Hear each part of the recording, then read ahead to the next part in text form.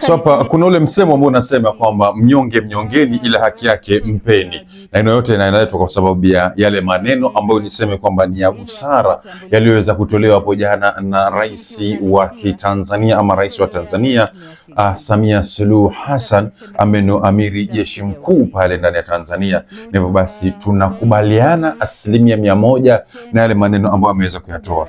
Kuna baadhi ya vitu ambavyo rais wapenda kuongea, wakati mwingine tunavipinga kwa njia moja ama nyingine ile, lakini endapo atazungumza vitu ambavyo tumeviona na ni vitu ambavyo labda awali tulikuwa tunavikataa, lakini kwa sasa kwa sababu tumeweza kuona yale matokeo ambayo yanatokea baada ya kwamba watu kama hao ambao wameweza kuonywa wanaleta madhara nchini, hivyo basi tunakubaliana kwa pamoja na kuungana mikono kwa pamoja na kukubali yale yote ambayo ameongea pale jana ambapo alikuwa yuko ndani ya ndani ya Zanzibar kule.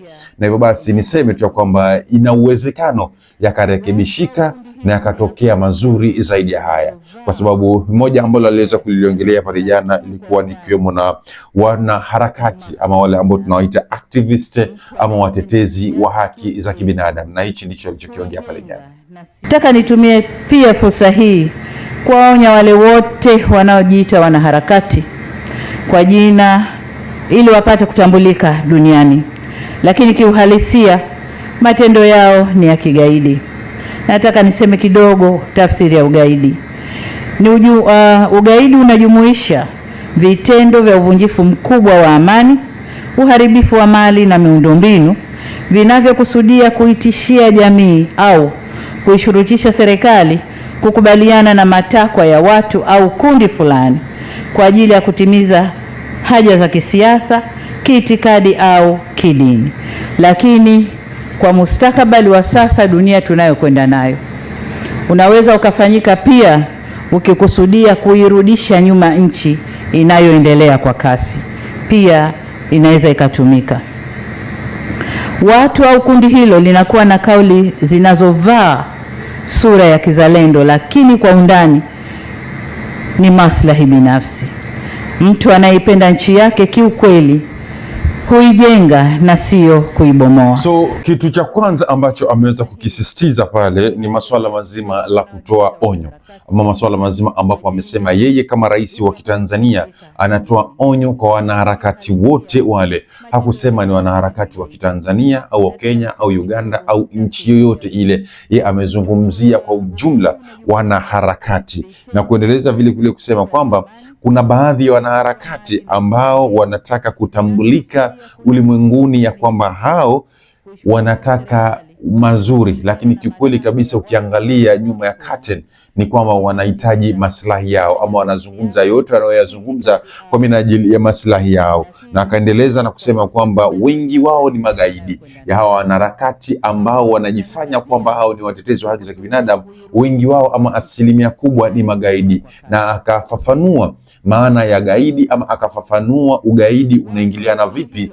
kwenye hii statement yake ya wanaharakati ambao ameiweka. Na moja ya kitu ambacho amekisema hapa ni magaidi ni wale baadhi ya watu ambao wanataka wafanye chochote watakachokifanya dhidi ya nchi yoyote ile, ili mradi waweze kuregesha hiyo nchi nyuma, ambapo walikuwa wanaona ile nchi inaendelea kwa kasi mbele. Hivyo basi magaidi hawa wanaojiita wanaharakati wafanye kile kitu ambacho watafanya ile nchi irudi nyuma kimaendeleo. Na vile vile pia akasisitiza na kusema kwamba huenda pia magaidi hawa ambao wanajiita wanaharakati wakawa wanafanya vyote vile ili kuvaa ngozi ya, ametumia kwamba wanafanya ile kuvaa ngozi ili waonekane wana uzalendo ama waonekane kwamba wao ni wazuri, lakini mwisho wa siku ni watu ambao ni wabaya, ni watu ambao wanataka maslahi yao, ambao tumeweza kuona ni ukweli kabisa kwamba kuna baadhi ya wanaharakati ambao wanafanya vitu vyote baada ya kwamba wametumwa na mtu fulani kutoka sehemu fulani, maybe hata kutumwa na wazungu kule, ili mradi waje wavuruge. Ana kitendo kile cha kuvuruga watakeka kwamba hao wanatetea haki za kibinadamu, na sana sana huangalia zile loopholes zile ambazo najua tukiongea hivi na hivi mwananchi wa kawaida anapitia. So definitely tukiongea hivi atatuelewa, ama mwananchi wa kawaida atatuelewa kile kitu ambacho tunakiongea hapa. So sana sana huvaa sura za kizalendo wengi wao, kulingana na Rais Samia Suluhu Hassan. Ameongeza na kusema kwamba wanaharakati hao huvaa sura za kizalendo, lakini wana maslahi yao ya kibinafsi, of which ni 100%. Tumeweza kuona wanaharakati tofauti tofauti kutoka nchi tofauti tofauti pia, ambao kiukweli kabisa hao wenyewe kwa wenyewe wana maslahi binafsi ambao wametumwa ili mradi waweze kulipwa. Nilikuja nikapata habari ya kwamba mmoja wa wanaharakati nchini Kenya analipwa pesa nzuri sana na shirika la kutoka uzunguni. Hivyo basi anafanya vovote vile atakavyofanya ili mradi lile shirika limuone ya kwamba yeye huku anafanya kazi chini, na kwa sababu ya anapewa pesa nzuri, basi atafanya juhudi zote juu chini ili mradi apate group nzuri ya watu ambao ataweka kwa pamoja na waimbe nyimbo ile ambayo yeye yataka. Tumeweza kuona watu kama hawa, watu wengi sana, na hata wakitaka kufunguliwa mashtaki mtu kama huyo, utapata kuna watetezi kutoka sehemu tofauti tofauti ya duniani wanajitokeza ili mradi waweze kumtetea, kisa na maana ya kwamba wanafanya kazi yao. Hivyo basi hao watajitokeza na waseme kwamba they are from international global bla bla bla, ili mradi waweze kutetewa. Lakini cha muhimu ama cha kitu ambacho tumesoma ni kwamba baadhi yao wanataka kuchafua hali ya anga, wanataka kuchafua hali ya hewa nchini, wanataka kuleta sintofahamu, watu wapigane, wafurushane. Lakini mwisho wa siku, endapo vile vita vinatekea ama vinaendelea, yeye hutamwona karibu wala hutamsikia ya kwamba amekaribia pale mahali kama pale. Mtu anaipenda nchi yake kweli alikuwa rais anamaanisha kwamba mtu yoyote anayependa nchi yake kiukweli na kuwa na uzalendo wa kiukweli, siku zote habomoi nchi yake, huwa siku zote yajenga nchi yake. So whoever is patriotic to his or her country always build the country but not demolish the country. Hichi ndio kitu ambacho alikuwa akimaanisha, na ni ukweli, ni vitu ambavyo ni ukweli kabisa. Mimi siku nyingi sana huwa natofautiana sana na Rais Samia Suluhu Hassan kwa vile vitu ambavyo anaviongea. Wakati mwingine anaongea vitu kivisikiza unaona wazi kabisa hapa no, this is not correct. Lakini endapo atazungumza kitu ambacho tumekiona, hata kama awali tulikuwa tukisema kwamba wanaharakati ni wazuri, wanaharakati wanasaidia haki za binadamu, wanaharakati, lakini mwisho wa siku sahihi kwenye hii karne ambayo tuko, tumeona kwamba wanaharakati wengi sana wanatumika vibaya na wazungu especially. Kunao wale baadhi ambao wanaharakati ambao wanazungumza masuala ya maana, masuala ambayo yanapaswa kupewa kipaumbele, masuala ambayo kikweli kabisa yanapaswa kuzungumziwa na wanaharakati. Tunawaona wanafanya kazi yao vizuri na tunawasifia, and we do appreciate whatever they are doing. Lakini vile vile pia tusisahau ya kwamba kuna wengine ambao bado wanajiita wanaharakati, ambao ni watu wanasema wanatetea haki za kibinadamu, lakini zile ambazo ni haki za kibinadamu sahihi ambazo wanapaswa wazitetee, hawazitetei. Wanatetea zile haki ambazo hao wanaona kama watafaidika. For example, kwa mfano, unaona mtu amesimama anajiita yeye ni mtetezi wa haki za binadamu, alafu ana support ushoga. Anasema kwamba yoyote ambaye anapinga ushoga basi anapinga haki za binadamu. So kwamba tufuate haki za kibinadamu ni lazima tukubali ushoga uendelee kukithiri, ndio tutakuwa tumekubali haki za kibinadamu. Imaanisha kwamba mwanamke na mwanamke wajumuiane kwa pamoja, wafanye mapenzi kwa pamoja, na mwanaume na mwanaume wafanye mapenzi kwa pamoja, na sisi wengine huku nje tuwapigie makofi tuseme kwamba wanafanya kitu kizuri. Na endapo tutafanya hivyo, ndio tutaonekana kwamba tunatii haki za kibinadamu.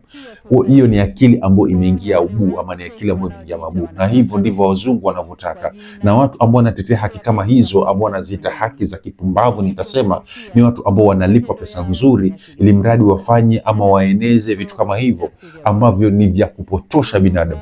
Sana sana mimi, kuna yule rais wa Uganda Yoweri Kaguta Museveni ambaye alisema kwamba you try some of these people who are pretending kusaidia hawa watu, hawa baadhi ya wanaume ambao wanajisemea kwamba they are the activists, hao ni watu kutetea haki za kibinadamu.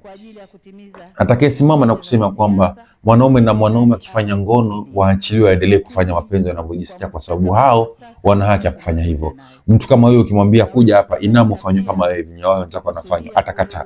Kwa nini? Naye anasema ni haki za kibinadamu, naye mbona afanye? So there are some things ambazo we need to think and tujiamulie peke yetu, ama tujiamulie. So kuna vitu pia vile vile ambavyo vinaregesha nchi nyuma. Moja hivi vitu ni hivi vya haki za kibinadamu, ambapo unapata mtu amejitokeza na kuamuru watu wende wakalete fujo, wakati unaona kabisa ni vitu ambavyo vinaweza vikatatulika kwa kuketi na kuongea na kuelewana na maridhia yafanyike. Lakini kwa sababu mtu anasema kwamba endapo hakutakuwa na vita, yeye hatolipwa ama ataonekana kwamba hajafanya kazi yote, basi ataamuru wafuasi wake wafanye juhudi zote watakazofanya, ili mradi watu wapigane, na mwisho wa siku wakishatawanyika, yeye anaenda lipwa, watu wengine, familia nyingine zinaenda zika, wengine wanaenda uguza hospitalini, wengine wasijui watu wao watapotezwa, watapatikana wapi. So tumsifie Samia Suluhu Hassan, rais wa Tanzania, kwa kitu alichokiongea na kwa onyo aliloweza kulitoa kwa wanaharakati. Lakini pia vile vile nitakuwa mchoyo endapo nitakataa kusema ya kwamba kunao baadhi ya watu ambao wanatekeleza haki za kibinadamu vile ambavyo inapaswa. Wapo, sitotaja majina, lakini let me say that they are there who are the really activists, wale watu ambao ni wa haki za kibinadamu kiuhakika kabisa, kiuhalisia, ambao wanatetea haki za kibinadamu. Endapo hatuna binadamu yoyote yule kutoka nchi yoyote ile anakosewa kwa njia moja ama ingine, basi husimama kidete na kujaribu kutetea kwa uwezo ambao wako nao. Na hata some of them wengine wanapata wanapigwa, wanauliwa, wanashikwa, wanakamatwa, wanatekwa kwa sababu ya kwamba wanapaza sauti mahali ambapo wanaona kabisa kuna mtu ambaye anafinyiliwa. Lakini tumeweza kuona kuna vita vya Iran, kuna vita kule Gaza vimeweza kutokea, watu wengi wameweza kuuliwa, lakini hawa ambao wanajiita watetezi wa haki za kibinadamu, especially kutoka nchi zetu za Mashariki mwa Afrika huko, wengi wao wamebaki tukizungumzia kwenye mitandao, na kutofika kule imekuwa kama kwao si mchezo.